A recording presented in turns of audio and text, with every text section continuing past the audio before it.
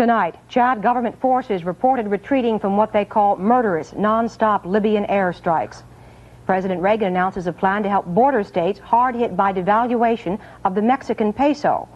And the Army tests footwear to put the best boot forward. Good evening, I'm Jessica Savage, and this is NBC Nightly News. Word tonight that Libyan-backed rebels have now captured the western Chad outpost of Koro Toro.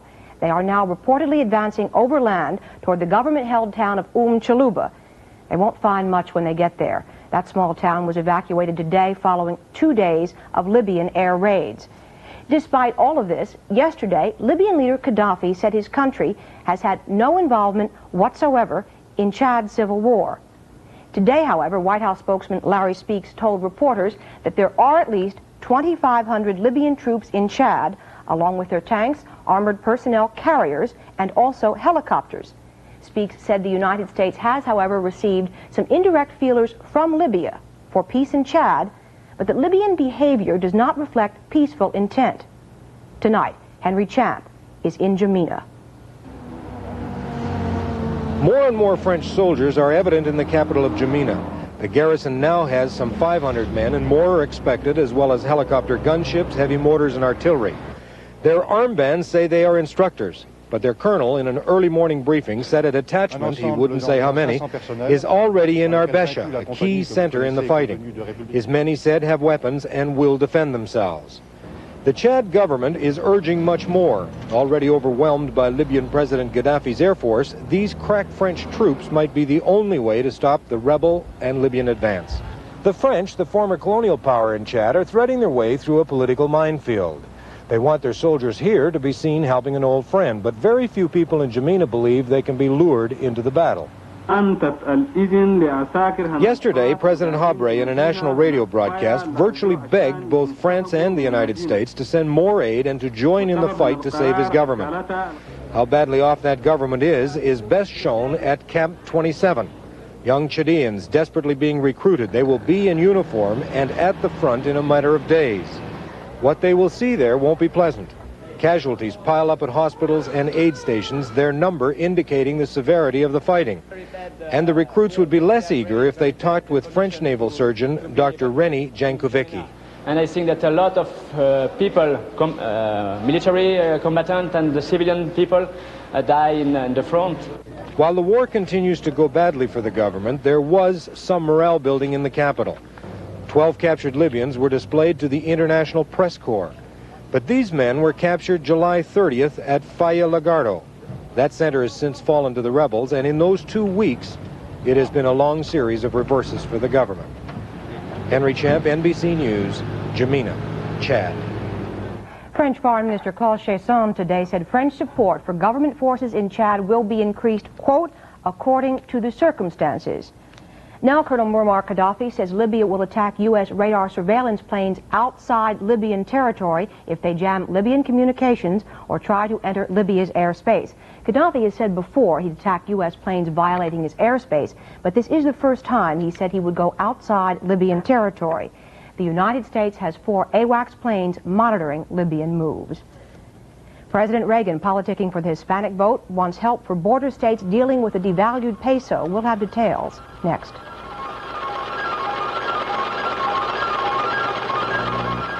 What's the watchword for antacids? Watch your salt! Right. The Surgeon General's report says Americans get too much salt. So when you need an antacid, reach for Riopan Plus, the fast-acting antacid low in sodium. So low, it's considered sodium-free. Laboratory tests show Riopan Plus worked 4 times faster than the 2 leading liquids. Riopan Plus, fast-acting, low in sodium. So low, it's considered sodium-free. Riopan Plus. I've got 1 daughter in college and 1 getting married. And the last thing I need right now is to buy a new car. So every now and then I take the old Datsun down to Midas.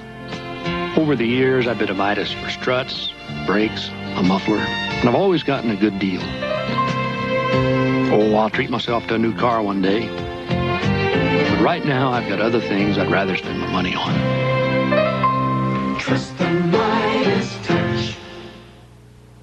Every morning I use Listerine antiseptic for me. In the morning, your mouth has millions more bad breath germs than the night before. Listerine kills the germs that can cause morning breath, and it works hours longer than the number 2 mouthwash. At night, I use it a second time for a Cindy Lou. It keeps my breath clean a good long time. Listerine, one time for me. A second time for me. Listerine, twice a day. One time for me. A second time for me.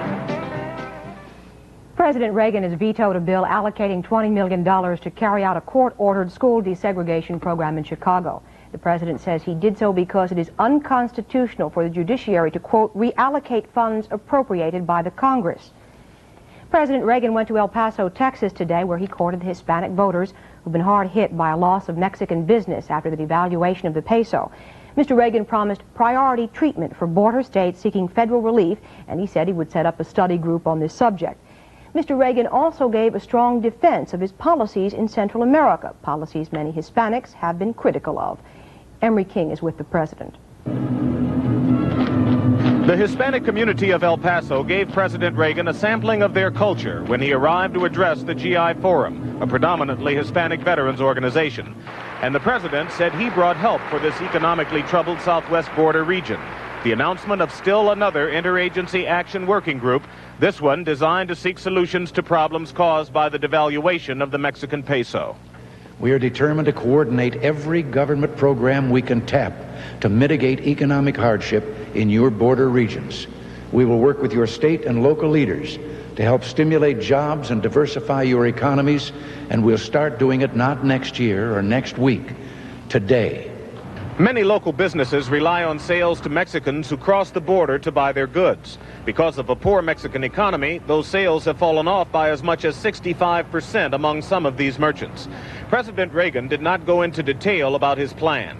Administration officials seemed embarrassed that budget realities prevented Mr. Reagan from offering new money to address the problem, and that existing funds would be used from agencies that remain alive only because Congress stopped the president from dismantling them.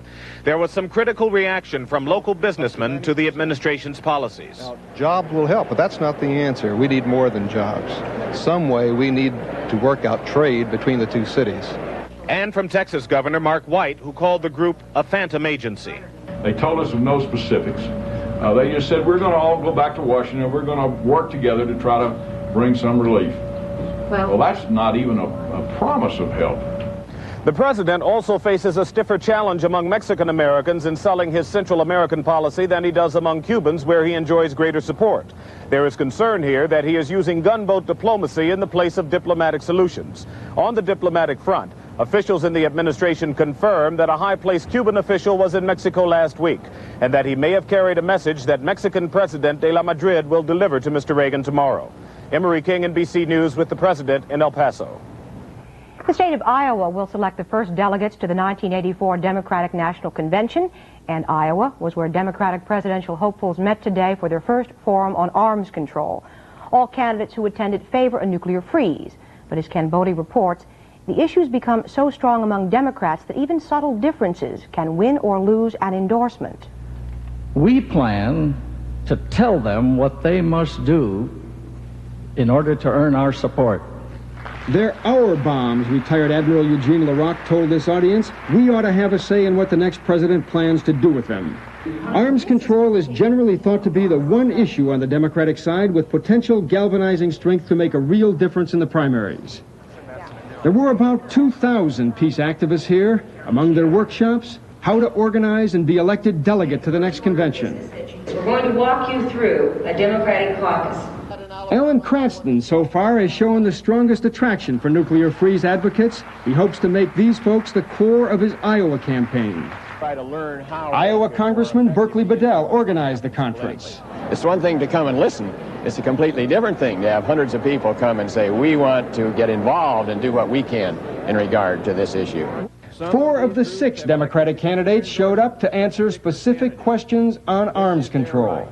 Mondale said that for 4 years he'd lived close to the nuclear button. Anybody who lives through that will never be the same. He also said he'd unilaterally pull tactical nuclear weapons back from the front lines in Europe.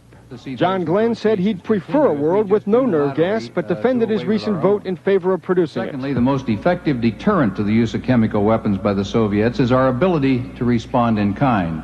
They were asked what unilateral actions they might take. America could take a step that would not jeopardize our security in any way by announcing that we will not test any nuclear weapons as long as the Soviet Union makes no test. And Gary Hart described the characteristics he'd look for in top national security advisors. Feminism. I think women have an appreciation for the destruction of nuclear war that perhaps some men do not. These would be key posts for women. A Soviet teenager living in America may want to defect. U.S. borders have been sealed off, and the Soviets are calling this whole thing provocative. We'll have the story next.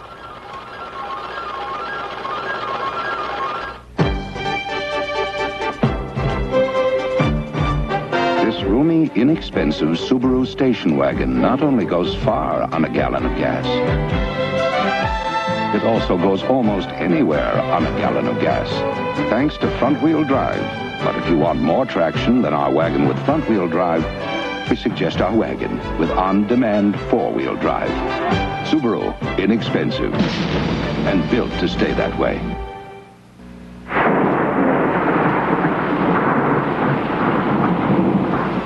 Isn't this fun? Dad, we forgot to patch the tent. Can we go home? We're staying. Dad, we forgot the bug spray. Can we go home? We're staying. Oh, no, we forgot the Miracle Whip salad dressing. No Miracle Whip? A sandwich just isn't a sandwich without the tangy zip of Miracle Whip salad dressing, the bread spread from Kraft. We're going. Some people save Mr. Goodwrench only for big jobs. Me, I'm a professional myself, so I see him for even simple jobs, like brakes. A good technician doesn't just slapdash a job together. He keeps his eyes open. Look what we spotted. Yeah, trouble. We better fix it now. Could head off big trouble later. And big expense. Keep that great GM feeling. Mr. Goodwrench, he's a pro. With genuine GM parts. The Soviet embassy in Washington has charged the FBI as harassing Russian citizens at airports attempting to leave this country. That's the latest accusation in a diplomatic standoff surrounding a 16-year-old Russian diplomat's son who may have written a letter begging to stay in this country. The boy was last reported being held in the Soviet embassy. Fred Francis reports from Washington. It's becoming a nasty diplomatic incident. The FBI is crowding the gates of the Soviet residential compound in Washington. The embassy is also being watched. Every Russian is scrutinized.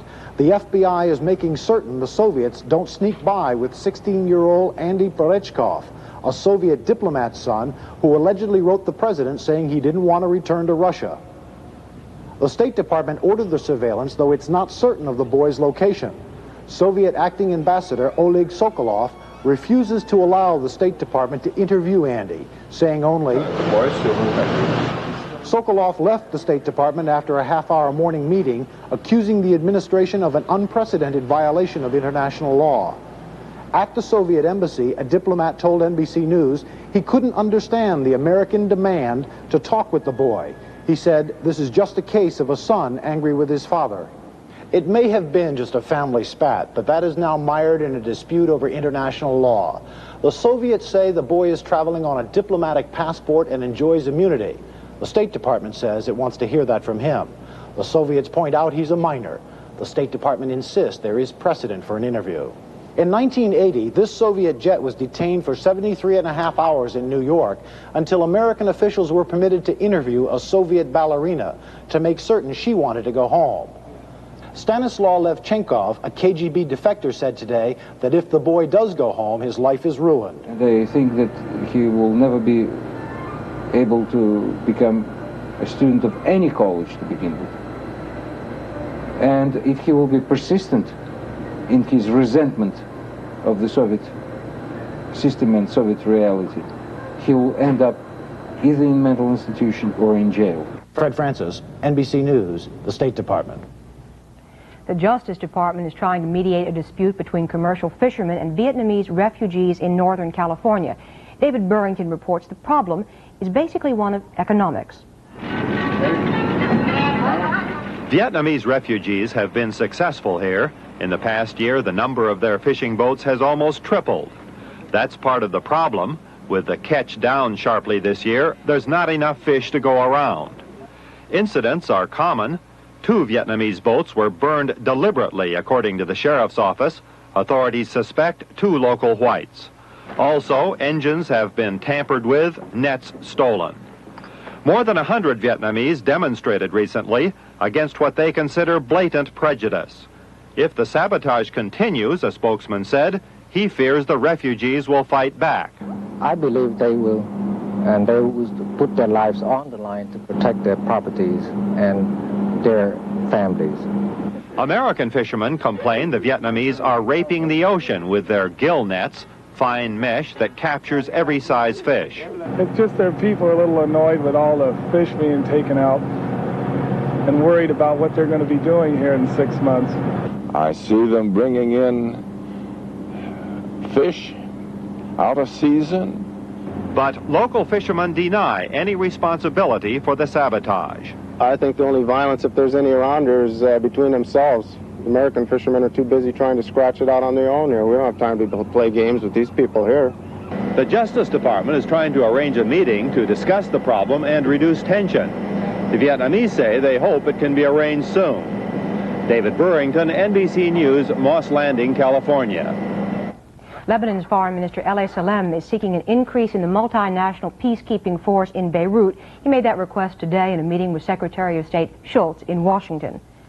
Somalia says its forces have beaten back Ethiopian attacks on 2 villages in the Ogaden region. That area is about 300 miles from where some 2,800 American troops are to begin a huge U.S. military exercise next week. 2 gunmen have been killed and 2 policemen wounded in the latest violence in Northern Ireland. Don Porter has details now from Londonderry. Today was the 6th consecutive day of sectarian violence in Northern Ireland.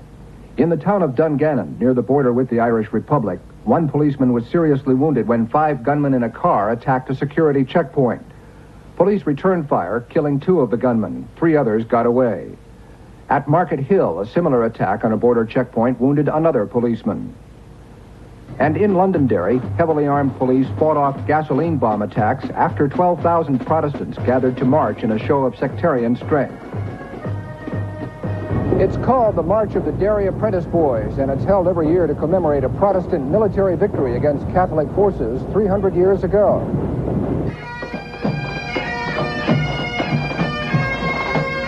"14 years ago, the Protestants paraded right through Londonderry's Roman Catholic neighborhoods, triggering riots that marked the start of the Troubles in Northern Ireland. Today, the march route avoided the predominantly Catholic Bogside district, but the Troubles continued all the same. Don Porter, NBC News, Londonderry. Chile's national police have been put on alert tonight after 2 days of anti-government demonstrations. 24 people have been killed in clashes between police and protesters, including 7 people who were killed Friday night when riot police armed with submachine guns fired on rock-throwing protesters in Santiago. Coming up, Continental Airlines drops some flights after its machinists walk out on strike.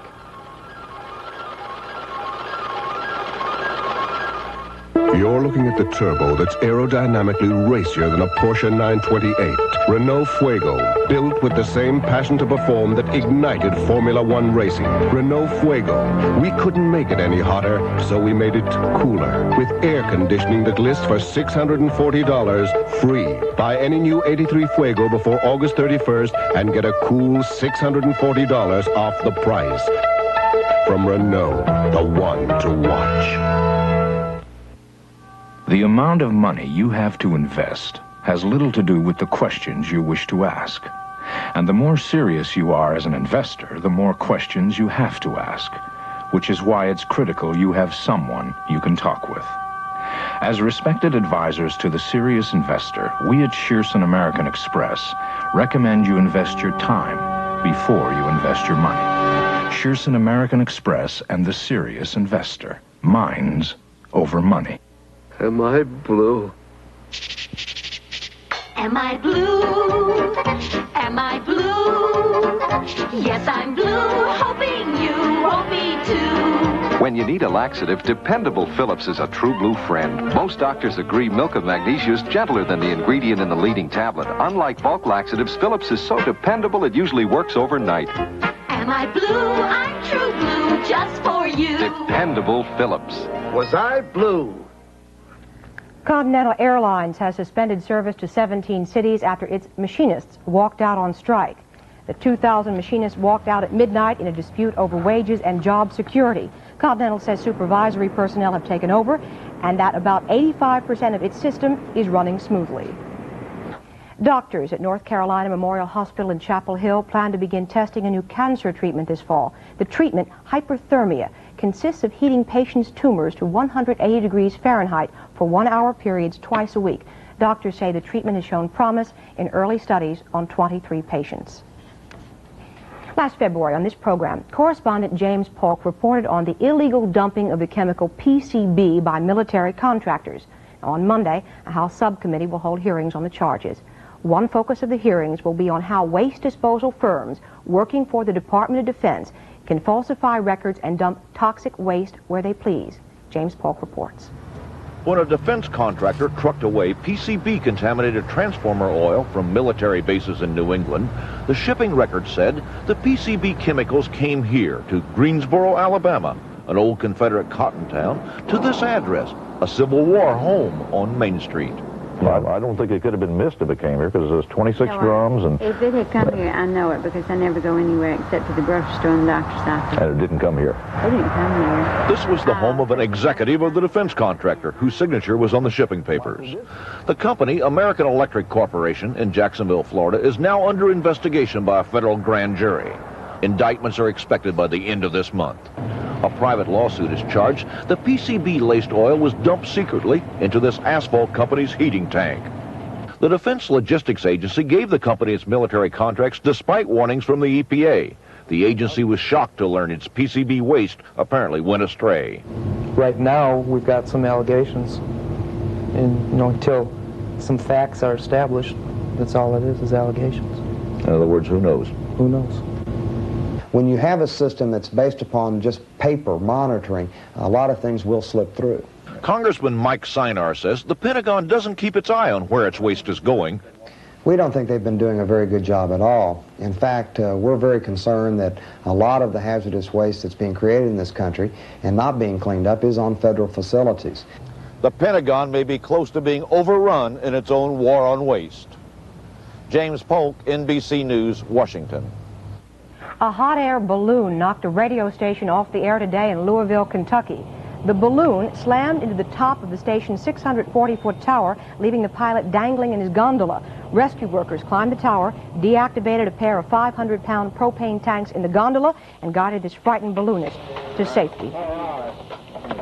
It is Ohio State Fair time in the city of Columbus, and a good time is being had by all today except maybe J.R. Kirk.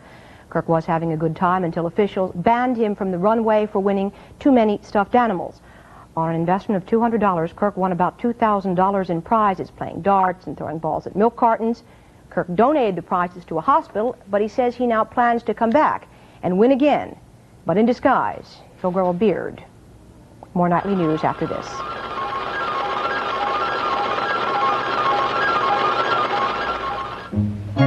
Welcome to Timex Quartz. Incredible technology. Our new Timex Elite is the thinnest quartz calendar watch in the world. Our new solid state watch has no moving parts. These are microchip projected hands. Now, bring the value of Timex Quartz into your world. When you need a laxative, who do you trust? In this job, X-Lax. It works when I want it to. And who do you trust for gentle relief? Who? X-Lax.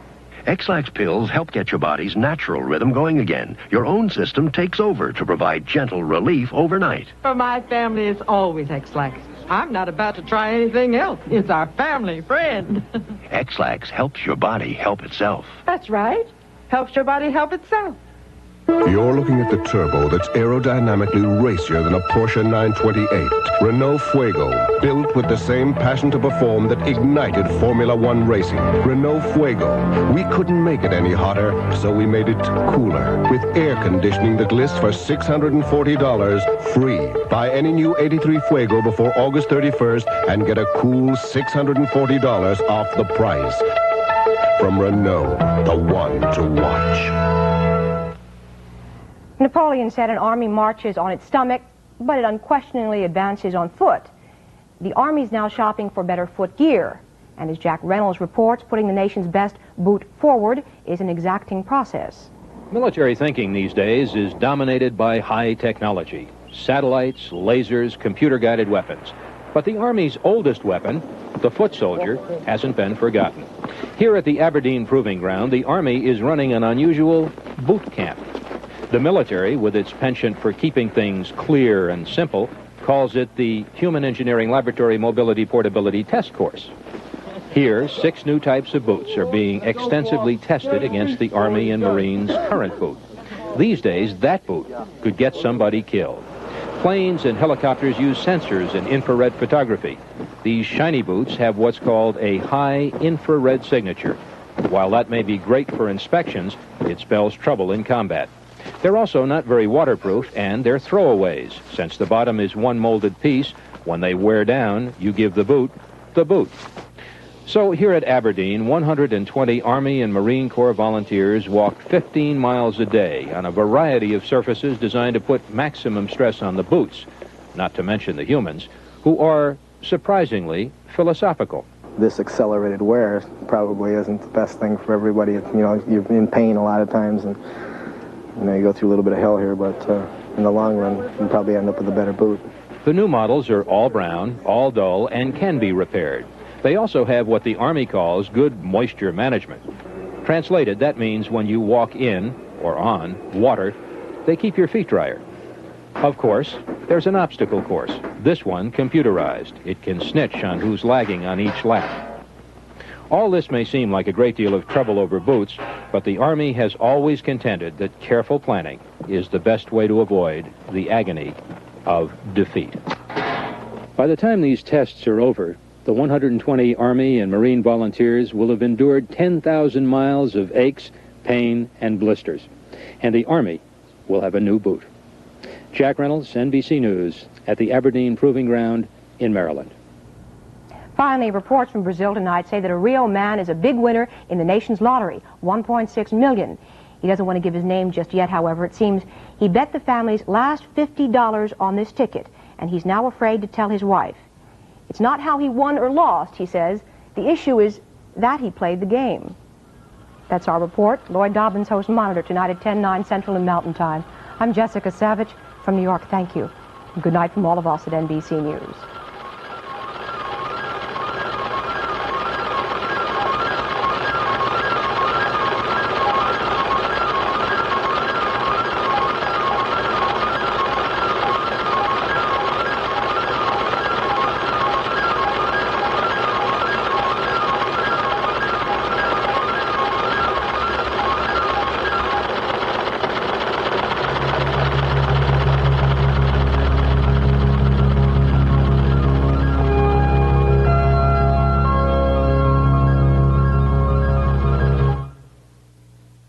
In 1942, 23,000 Americans went to hell.